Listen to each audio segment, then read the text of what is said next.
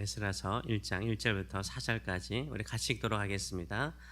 오늘 이 말씀을 가지고 하나님께서 일하신다, 조금만 참어라, 하나님께서 일하신다, 조금만 견디라 라는 제목으로 같이 은혜를 나누기로 합니다. 하나님은 하나님의 백성이 아닌 사람에게도 역사하실까요? 그들의 마음속에 감동을 주시고 또 명령까지 하실까요? 에스라서는 그렇다라고 시작합니다. 에스라서는 바사왕 고레스의 이름으로 시작합니다. 바사는, 성경의 바사는 우리 세상 나라 이름으로는 페르시아를 말합니다. 지금의 이란 쪽에 나라는 훨씬 더 컸죠. 중동의 모든 나라를, 모든 패권을 차지한 나라가 그 당시에 페르시아였습니다. 바사는 페르시아를 말합니다. 고레스는 이스라엘 사람이 아닙니다. 유다인이 아닙니다. 페르시아 사람입니다. 그런데 하나님께서 바사왕 고레스에게 명령을 하셨습니다. 유다 예루살렘에 성전을 건축하라. 유다 예루살렘에 성전을 건축하라 라고 명령하셨습니다. 이것을 고레스 왕은 조서를 써서 칙령을 써서 명령을 합니다. 1절과 2절의 말씀을 보게 되면 이렇게 말하고 있습니다. 바사왕 고레스 원년에, 고레스 1년을 말합니다. 고레스 원년에 여호와께서 에레미야 입을 통하여 하신 말씀을 이루려고 바사왕 고레스의 마음을 감동시키심에 그가 온 나라에 공포도 하고 조서도 내려 이르되 라고 말하고 있어요. 1절을 보게 되면 여호와께서 고레스의 마음을 감동시키셨대요. 그 마음을 움직이셨다라고 말하고 있어요. 하나님께서 이 고레스 왕, 이 페르시아 왕의 마음을 감동을 시키셨습니다. 그래서 그에게 조서를 쓰게 만드셨습니다. 바사왕 고레스는 말하노니 하늘의 하나님 여호와께서 세상 모든 나라를 내게 주셨고 나에게 명령하사 유다 베들레헴에 성전을 건축하라 하셨다라고 말을 하고 있습니다. 바사왕 고레스가 스스로 말하기를 뭐라고 말합니까? 하늘의 하나님 여호와께서 나에게 명령을 했대요. 하나님께서 바사왕 고레스의 마음에 감동을 주시고 또 그에게 명령을 하셨습니다. 그 명령하신 것이 무엇입니까? 유다 예루살렘에 성전을 건축하라라고 명령하셨다라고 말을 하고 있습니다. 우리가 믿는 하나님은 하나님의 백성만을 다스리시는 하나님이 아니십니다. 우리가 믿는 하나님은 온 인류를 다스리시는, 온 열방을 다스리시는 하나님이십니다. 세상 사람들에게도 감동을 주시고 그들에게도 명령을 하십니다. 하나님을 우리처럼 신실하게 믿지 않는 사람일지라도 하나님은 그들의 마음을 움직여서 하나님의 뜻을 이루고 있다라는 것이 에스라서 1장이 이렇게 시작하고 있습니다. 왜 하나님은 바사왕 고레스에게 예루살렘 성전을 건축하라고 명령하셨을까요? 왜 그랬을까요? 하나님께서 70년 전에 에레미야 선지자를 통하여서 하신 말씀을 이루기 위해서라고 말을 하고 있어요. 1절에서 그렇게 말하고 있지 않습니까? 여호와께서 에레미야의 입을 통하여 하신 말씀을 이루시려고, 여호와께서 에레미야에게 입을 통하여 하신 말씀을 이루려고, 하나님께서 예레미야 선지자를 통해서 하신 말씀을 이루려고 이 세상의 군왕이요 그 당시에 모든 나라의 패권을 차지하고 있었던 바사왕 고레스의 마음을 움직여서 명령을 하신 거예요. 예루살렘 성전을 건축하라라고 명령을 하셨습니다. 그것은 이미 고레스가 왕이 되기 70년 전에 에레미야를 통해서 이미 말씀하신 것이에요. 우리도 마찬가지죠. 하나님께서는 그 일을 이루심에 있어서 세상 사람의 마음도 움직이지만 그것을 하는 이유가 뭡니까? 바로 하나님의 뜻을 이루기 위한 것입니다. 하나님께서 말씀하신 것을 이루기 위한 것인 줄 믿습니다.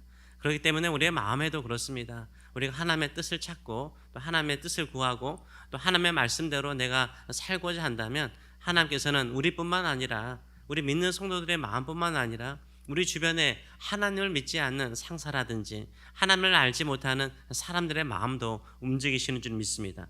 심지어는 대통령도 나라의 군왕도 그들의 마음을 움직여서 우리에게 하나님의 뜻이 이루어지도록 역사하시는 줄 믿습니다.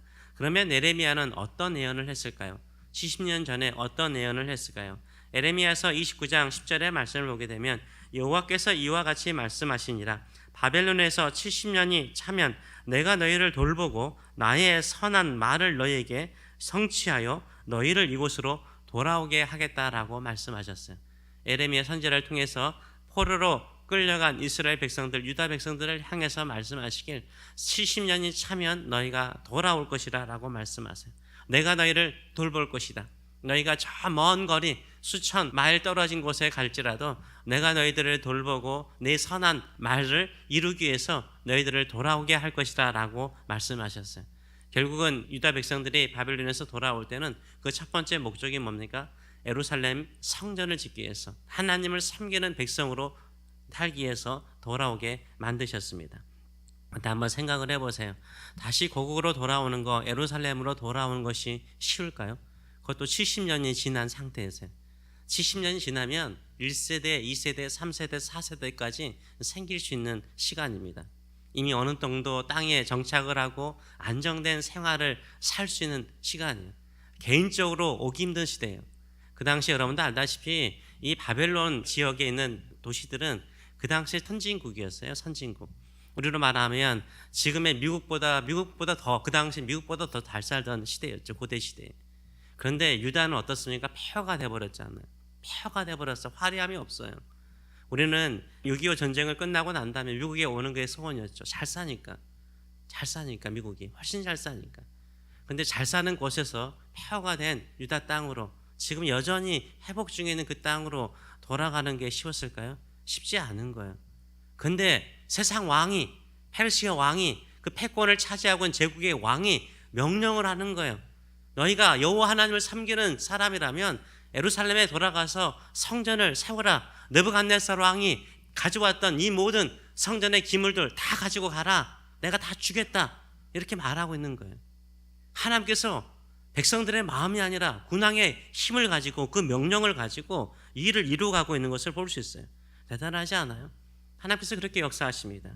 그렇다면 바사왕 고레스는 이스라엘 하나님을 어떻게 인식하고 있습니까? 그의 조서를 보면, 그의 칙령을 보면 이렇게 말하고 있어요. 첫째는 여호와 하나님을 하늘의 하나님으로 칭하고 있어요. 이전의 말씀을 보게 되면 바사왕 고레스는 말하노니 하늘의 하나님 여호와께서 세상 모든 나라를 내게 주셨고 나에게 명령하사 유다 베들레헴에 성전을 건축하라 하셨나니 라고 말하고 있어요. 이스라엘 하나님을 하늘의 하나님이라 라고 말하고 있어요. 이 페르시아가 얼마나 강성했으면 왕들이 그렇게 자신을 호칭하게 만들었어요. 왕 중의 왕, 주 중의 주. 이게 우리 성경에 나와 있는 우리가 믿는 하나님을 호칭하는 거잖아요. 왕들이 그렇게 썼어요. 이 세상의 모든 왕들 중에 내가 왕이라는 거예요. 최고라는 거예요. 모든 주 중에 내가 주라고 칭하던 시대예요. 이 당시가요. 이 페르시아 왕들이 다 그렇게 호칭했어요. 그런데 하늘의 하나님, 이 바사왕 고레스 생각하기에 내가 이 땅에서 모든 것을 통치하고 있는데, 모든 나라들을, 왕들을 통치하고 있는데 그것보다 위에 계신 하늘의 하나님, 나를 또 주관하시는 하늘의 하나님이라고 호칭하고 있어요. 그래서 말하기는 뭐라 합니까? 모든 나라들, 세상의 모든 나라를 여호와 하나님께서, 하늘의 하나님께서 나에게 주셨다라고 고백하고 있어요. 이 세상의 모든 것을 주관하신 하나님께서 나에게 명령하신 하나님이라고 말하고 있어요. 하나님께서 그렇게 이방 왕에게 역사하신 것을 볼 수 있어요. 둘째로는 하나님을 또한 어떻게 찬양하고 있습니까? 이스라엘 하나님을 참 신으로 고백하고 있어요. 3절의 말씀을 보게 되면 이스라엘 하나님은 참 신이라, 참 신이라는 거예요. 진정한 신이라고 말하고 있어요. 너희 중에 그의 백성된 자는 유다 예루살렘으로 올라가서 이스라엘 하나님 여호와의 성전을 건축하라. 그는 예루살렘에 계신 하나님이시라 라고 말하고 있어요. 이스라엘 하나님은 참 하나님이래요. 하나님께서 왕의 마음속에 그 감동을 주신 거예요.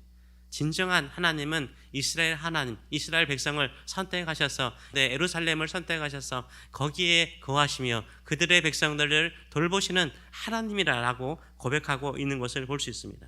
그리고 셋째로는 그 성전을 건축함에 있어서 그 주변의 민족뿐만 아니라 하나님께 예물을 드리고 싶은 사람들은 기쁘게 예물을 드리라라고 명령을 합니다. 4절의 말씀을 보게 되면 그 남아있는 백성이 어느 곳에 머물러 살든지 그곳 사람들이 마땅히 은과 금과 그 밖에 물건과 짐승으로 도와주고 그 외에도 예루살렘에 세울 하나님의 성전을 위하여 예물을 기쁘게 드릴지어다 라고 명령을 하고 있습니다.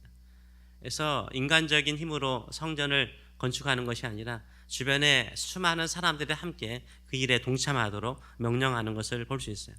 어떻게 하나님의 백성, 우리가 역대 상하라든가 열왕기 상하를 보지 않았습니까? 하나님의 백성인 왕들도요 이렇게 못했어요. 그런데 이 바사왕 고레스가 이 일을 하고 있어요. 그래서 수르바벨이 가죠. 유다 총독으로 가서 예루살렘 성전을 건축하게 되는데요. 어떻게 이런 일이 일어날 수 있을까요? 하나님께서 바사왕 고레스의 마음을 감동하시고 그에게 명령하시고 또 그는 기꺼이 인정하잖아. 이 땅의 모든 것의 주권자는 하늘의 하나님, 이스라엘 하나님이라는 것을 인정하고 이렇게 감동받아서 이 일을 추진할까요? 세상의 군왕이, 믿는 성도가 아니라 세상의 군왕이 그렇게 이 일을 이룰까요? 어떻게 이게 가능하죠? 여러분도 아시다시피요, 고레스가 태어나기 이미 전에요, 성경에는 고레스의 이름이 등장합니다. 아셨어요? 고레스란 이름이 등장해요. 세상 말로는 키루스죠. 대단한 사람이에요. 키루스가 예언되어 있었습니다. 고레스 왕이 되기 전에 160년 전에 하나님께서 고레스를 선택하여서 이 거룩한 일을 이루시겠다라고 예언을 했어요. 선지자 누구를 통해서요? 우리가 잘 알고 있는 그 유명한 이사야 선지자를 통해서. 이사야 선지자를 통해서 160년 전에 고레스의 이름이 등장해요. 고레스가 이 일을 이룰 것이라고 말씀하고 있어요. 이사야서 44장 28절의 말씀을 보게 되면 고레스에 대하여는, 고레스가 나와요. 키루스. 고레스에 대하여 이르기는 내 목자라는 거예요. 내 목자, 하나님의 목자래요. 그가 나의 모든 기쁨을 성취하리라. 하나님의 기쁨을 성취한다라고 말하고 있어요. 예루살렘에 대하여는 이르기를 중건되리라 하며 성전에 대하여는 네 기초가 놓아지리라 라고 명령해요. 이사야를 통해서 하나님께서요, 고레스를 아시고요, 고레스를 나의 목자로 삼아서 성전의 기초를 쌓고 성전을 지을 것이라 라고 말씀하세요. 이사야 45장 1절은 이렇게 말하죠. 여호와께서 그의 기름 부음을 받은 고레스에게, 하나님께서 고레스를 왕으로 기름 부었다라고 말하고 있어요. 고레스에게 이같이 말씀하시되 내가 그의 오른손을 붙들고 그 앞에 열국을 항복하게 하며 내가 왕들의 허리를 풀어 그 앞에 문들을 열고 성문을 닫히지 못하게 하리라. 그래서 열국의 주변의 나라들을 이길 것이라고, 정복할 것이라고 말씀하셨어요. 이거 언제요? 160년 전에 이사야 선지자를 통해서 말씀하셨다라고 말하고 있어요. 그 말씀이 이렇게 이루어지는 것을 볼 수 있어요. 그래서 우리가 믿는 하나님은요, 살아계신 하나님이세요. 이 세상의 모든 것을 통치하시는 참된 하나님이세요. 이 세상의 모든 것의 주권자이신 하나님이신 줄 믿습니다. 그렇다면 그의 백성인 우리를 어떻게 하나님께서 돌보실까요? 하나님께서요, 우리의 삶이 헛되지 않게 우리의 인생을 이끌어 가세요. 헛된 인생 없도록 만들어 가시는 줄 믿습니다. 미리 말씀하시고 미리 돌볼 사람을 보내시고 만나게 하시고 또 일하시는 줄 믿습니다. 이것을 믿을 때 하나님께 온전한 신실한 믿음으로 나갈 수 있는 줄 믿습니다. 그 믿음을 가지고 나가시는 저와 여러분 되시길 축원합니다. 가끔은 우리 주변에 세상의 군왕이나 또 사람의 힘이 나의 인생을 좌우하는 것처럼 보이고 나의 삶을 이끌어가는 것처럼 보일 수가 있습니다. 또 그런 환경 속에 있을 때가 있습니다. 하나님께서 이렇게 고레스의 왕의 마음도 감동하시고 움직이시고 역사하셔서 이 놀라운 일을 이루신다면 하나님께서 우리의 주변의 사람들 마음을 움직여서 얼마나 크신 일을 이루겠습니까? 그 거룩한 뜻을 반드시 이루어 나가실 줄 믿습니다. 선한 말씀대로 이루어 주실 줄 믿습니다. 그 믿음을 가지고 하나님의 절대적인 주권을 믿고 예배하시는 저와 여러분 되시길 축원합니다.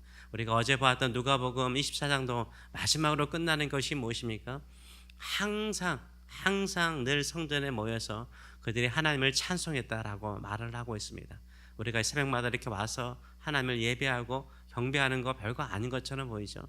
이것을 통해서 하나님은 우리의 기도를 통해서 우리의 찬송을 통해서 크신 일을 이루실 줄 믿습니다. 이 세상의 참된 주권자 되신 하나님께서 일하심에 우리가 참여하는 자, 그 길에 참여하는 저와 여러분 되시길 축원합니다.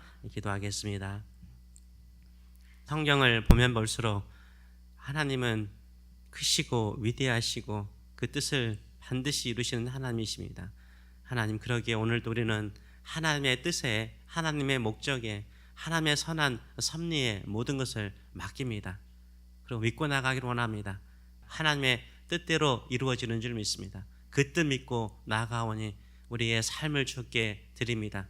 이 땅의 모든 환경이나 나라나 열방에 일어나는 모든 일들을 볼 때마다 마치 사람들이 주관하는 것처럼 보이고 사람 뜻이 이루어지는 것처럼 보일지라도 하나님은 그 속에서 그의 백성들을 돌보시고 하나님을 찬송하며 예배하는 자들을 통해서 그 선한 뜻을 이루실 줄 믿습니다. 하나님의 나라를 이루는 일에 저희의 기도와 저희의 삶들이 또 저희 교회가 쓰임받도록 축복하여 주시옵소서. 감사드리며 예수님의 이름으로 기도하옵나이다. 아멘.